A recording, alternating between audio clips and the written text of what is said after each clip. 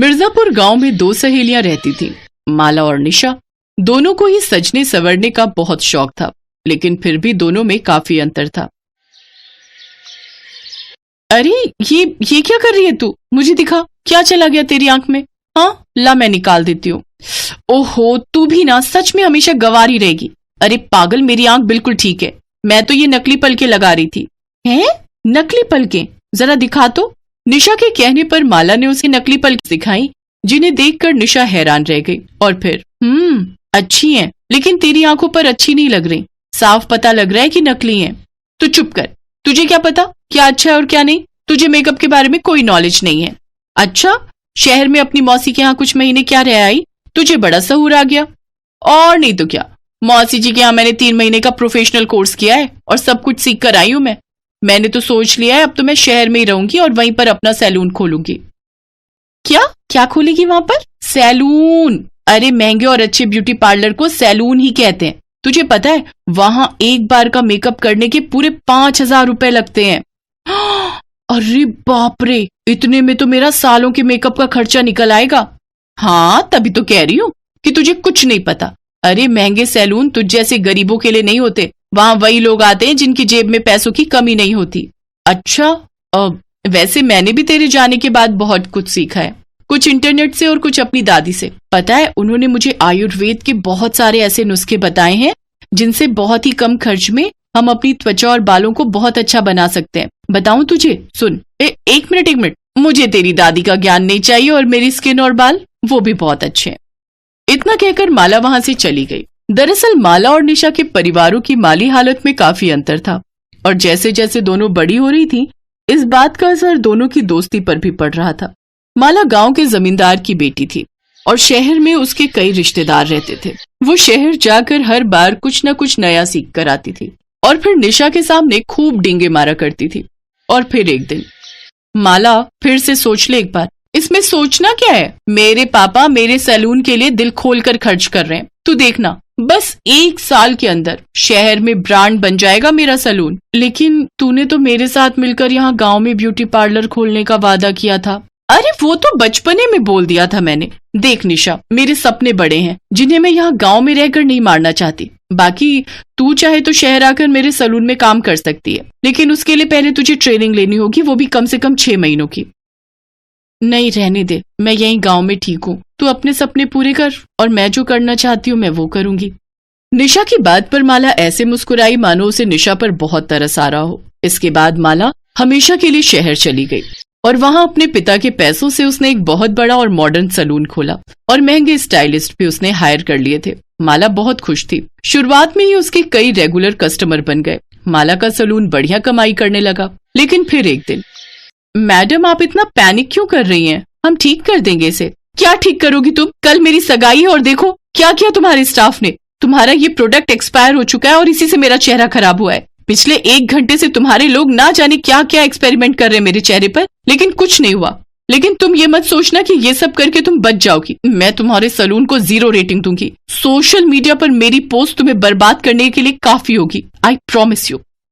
उस नाराज कस्टमर ने वाकई सोशल मीडिया पर माला के सैलून की बहुत बुराई की, जिसका सीधा असर माला के सैलून की इमेज पर पड़ा और उसके कस्टमर्स कम होते चले गए। हालत ये हो गई कि कुछ ही महीनों में माला का सैलून बंद होने की कगार पर पहुंच गया। फिर अचानक एक दिन माला ने अपनी उसी पुरानी कस्टमर की सगाई की फोटोज और वीडियो सोशल मीडिया पर देखी और फिर, अरे इसकी सगाई तो 1 दिन बाद ही थी, लेकिन इसका चेहरा तो बिल्कुल ठीक दिख रहा है। लेकिन ये हुआ कैसे? इस सवाल का जवाब जानने के लिए माला ने फौरन अपने उस कस्टमर को फोन लगाया और फिर उसे जो पता चला उसे सुनकर उसका मुंह खुला का खुला ही रह गया। माला की वो पुरानी कस्टमर अब किसी और की रेगुलर कस्टमर थी।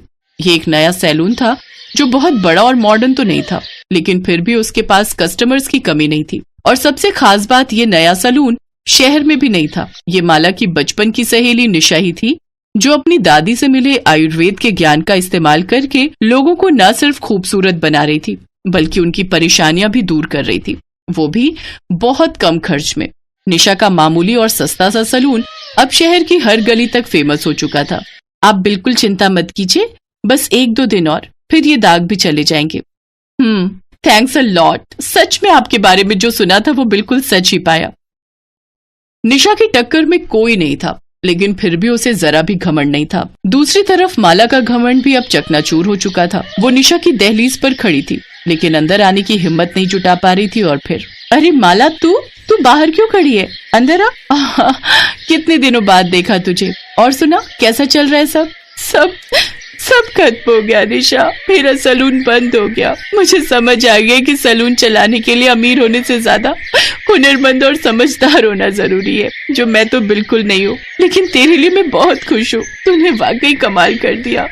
ये कमाल मेरा नहीं, बल्कि मेरी दादी के आयुर्वेद का है। बोल, आज तो सुनेगी ना उनके नुस्खे, क्योंकि यहाँ बहुत प्रेशर है। जल्दी से सब कुछ सीख ले और फिर लग जा मेरे साथ काम पर।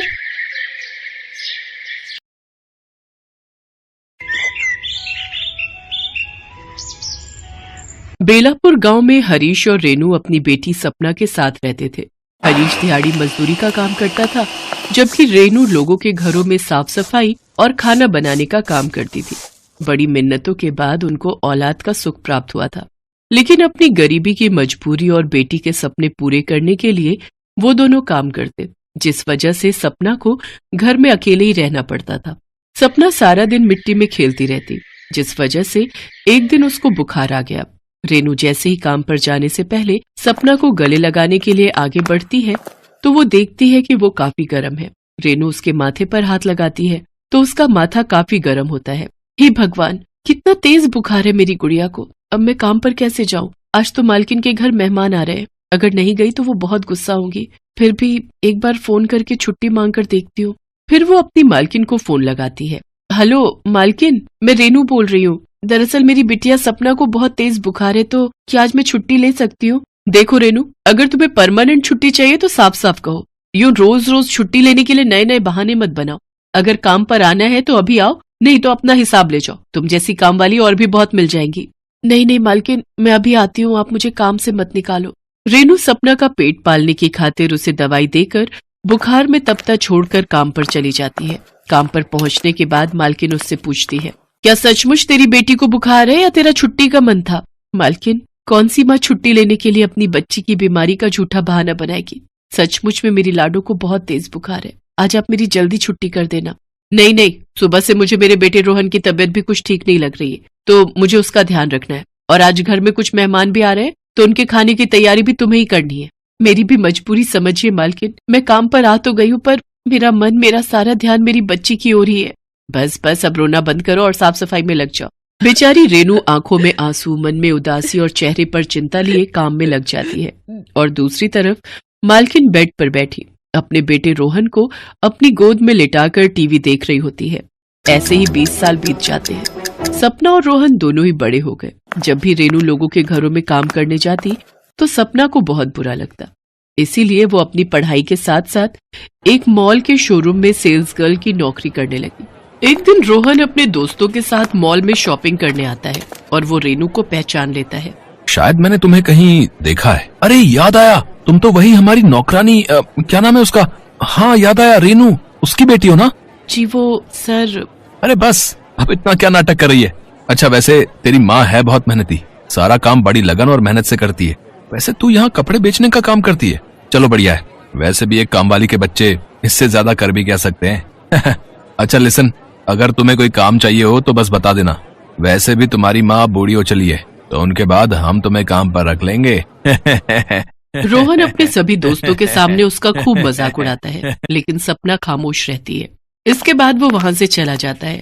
सपना दिन भर नौकरी करती और रात को जागकर पढ़ाई, और उधर रोहन सारा दिन मस्ती करता और रात को दोस्तों के साथ ड्रिंक और पार्टीज।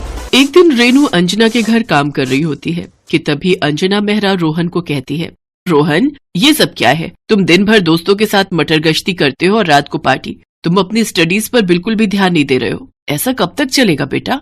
ओहो मम्मा प्लीज, अब आप फिर से ना लेक्चर देना शुरू मत कर देना। हम अमीर लोग हैं, अमीर, हमारे अपने शौक हैं। अगर हम अभी अपनी लाइफ एंजॉय नहीं करेंगे तो कब करेंगे? और स्टडीज और कमाने के लिए तो सारी उम्र पड़ी है ना, यही तो टाइम है हमारा एंजॉय करने का। और वैसे भी मुझे नौकरी शौकरी में कोई इंटरेस्ट नहीं है, मैं तो अपना बिजनेस करूंगा, बिजनेस, और उसके लिए मुझे आपसे पैसों की जरूरत होगी। अरे इस रेनू की बेटी को देख, दिन रात पढ़ाई भी करती है और साथ में नौकरी करके अपना और अपने परिवार का पेट भी पाल रही है और अपने माँ बाबा का भी कितना ध्यान रखती है। मम्मा प्लीज यार, मैं कोई कामवाली का बेटा नहीं हूँ, मुझे पैसों की जरूरत है, मुझे पैसे दो। रोहन लड़ झगड़ कर अपनी माँ से पैसे ले जाता है और दिन रात पार्टीज करता है। उधर सपना और भी कड़ी मेहनत करती है और नतीजा ये हुआ कि वो खुद का एक एप्लीकेशन सॉफ्टवेयर डेवलप करती है जो बाद में एक डिजिटल कंपनी में बदल जाता है।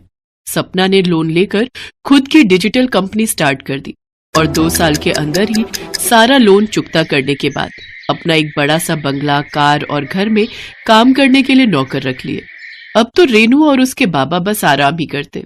वहीं दूसरी तरफ रोहन अपने बिजनेस में खूब पैसे लगाता है, लेकिन काम पर बिल्कुल भी ध्यान न देकर पार्टीज में बिजी रहता है, जिसका नतीजा ये होता है कि उसकी कंपनी घाटे में जाने लगती है और उसको बचाने के लिए वो अपनी माँ से और पैसे मांगता है। माँ, मुझे और पैसों की जरूरत है। रोहन, मैं तुझे पहले ही 60 लाख रुपए दे चुकी हूँ। जानता हूँ माँ, लेकिन कंपनी लॉस में जा रही है और उसे पटरी में लाने के लिए हमें और पैसा लगाना होगा। लेकिन मेरे पास अब पैसे नहीं है तुम्हें देने के लिए। माँ, मैं इस घर के बेस पर बैंक से लोन ले लेता हूँ। अंजना भी रोहन की बातों में आ जाती है और अपने घर को गिरवी रख देती है और बैंक से मिले पैसे रोहन को दे देती है। फिर अंजना को पता चलता है कि रोहन सारा पैसा सट्टे में लगा रहा होता है और वो सारा पैसा हार जाता है। एक दिन रेनू अपनी बेटी के साथ मालकिन के घर आती है, तभी अंजना और रोहन आपस में बात कर रहे होते हैं। मेरी तो कुछ समझ में नहीं आ रहा, अब मैं अपने इस घर को कैसे बचाऊंगी, अब हम बैंक का लोन कैसे भर पाएंगे, तुम्हारे पास तो कोई नौकरी भी नहीं है। रेनू और सपना उनकी सारी बातें सुन लेती है। रेनू अंजना से कहती है, मालकिन ये लीजिए मिठाई, मेरी बेटी की मेहनत की वजह से इसने तो मेरे दिन ही बदल दिए। भगवान किसी को घमंड ना करवाए, क्योंकि सबके दिन एक जैसे नहीं रहते हैं। रोहन, ये लो मेरा विजिटिंग कार्ड, सुबह मेरे ऑफिस आकर मुझसे मिलना, मैं तुम्हें कोई नौकरी जरूर दे दूंगी जिससे तुम अपना घर बचा सको। थैंक यू सो मच सपना। तुम्हारी बहुत मेहरबानी बेटा, हम तुम्हारा ये एहसान कभी नहीं भूलेंगे। इसके बाद रेनू अपनी बेटी सपना के साथ एक बड़ी सी गाड़ी में बैठकर चली जाती है और अंजना और रोहन अपने किए पर बहुत पछताते हैं।